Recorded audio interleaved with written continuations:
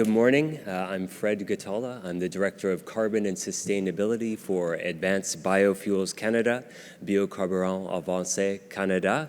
We are the national voice for producers, distributors, and technology developers for advanced biofuels and renewable synthetic fuels in Canada.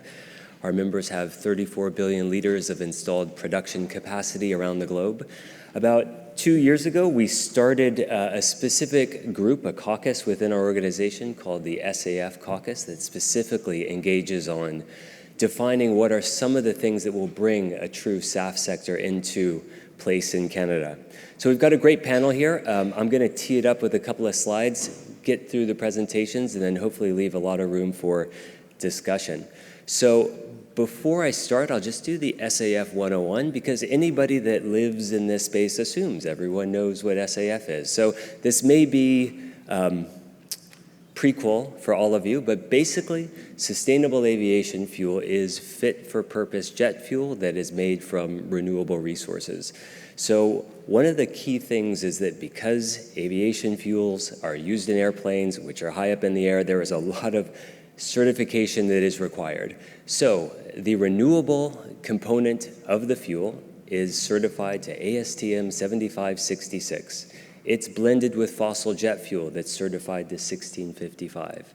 Then the blend is recertified to 1655, and it is jet fuel. It moves through the system with no difference than fossil jet fuel, and that is one of the great things about SAF. No one is talking about whether it works or not, how you blend it properly. When it is on the airport's tank farm, it is fit for purpose, it is good to go, and that's one of the key things that is really important, that really provides a launch pad for SAF to become a real part of our fuel mix going forward.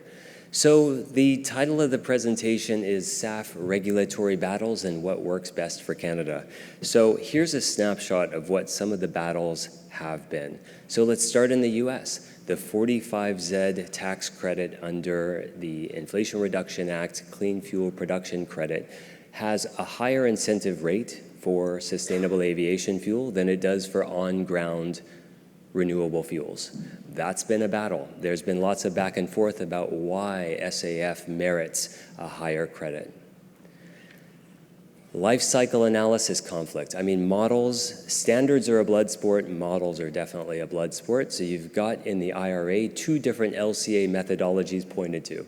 You've got ICAO's CORSIA methodology, and you have US Department of Energy Argonne GREET. Those are 2 very different models. In fact, maybe CORSIA is not actually a model. It's an approach to quantifying emission reductions. It's not necessarily an all-inclusive LCA model, but that sets up a lot of conflict because if you're doing 2 different credit rates with 2 different models, things are going to happen.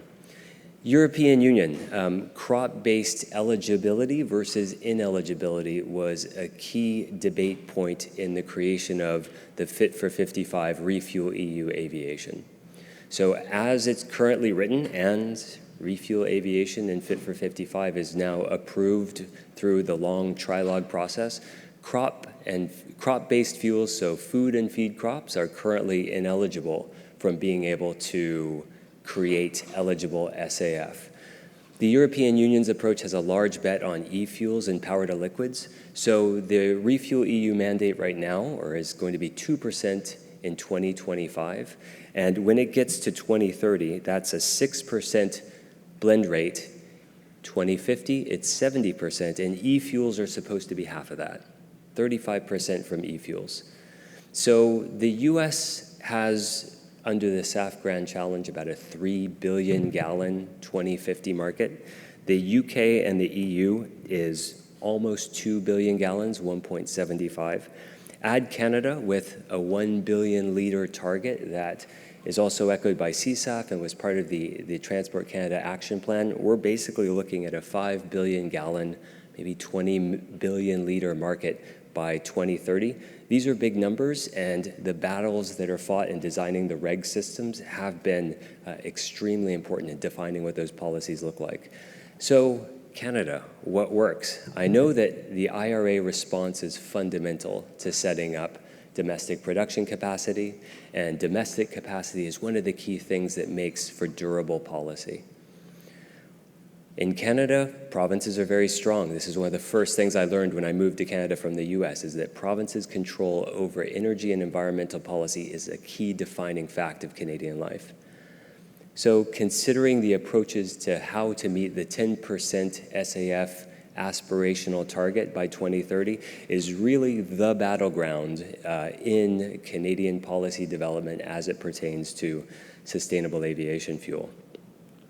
So some of our perspectives as the ABFC SAF caucus is that there has never been, this is really thanks, there's never been a more enthusiastic and committed end-use sector than commercial aviation, and you're going to hear about that with our next two panelists. That's worth noting. This is very different from where we started with other renewable fuels.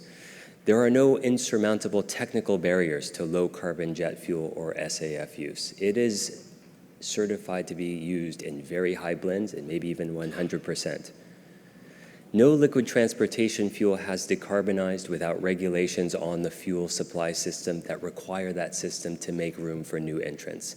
This is just what we've observed from gasoline and diesel decarbonization progress.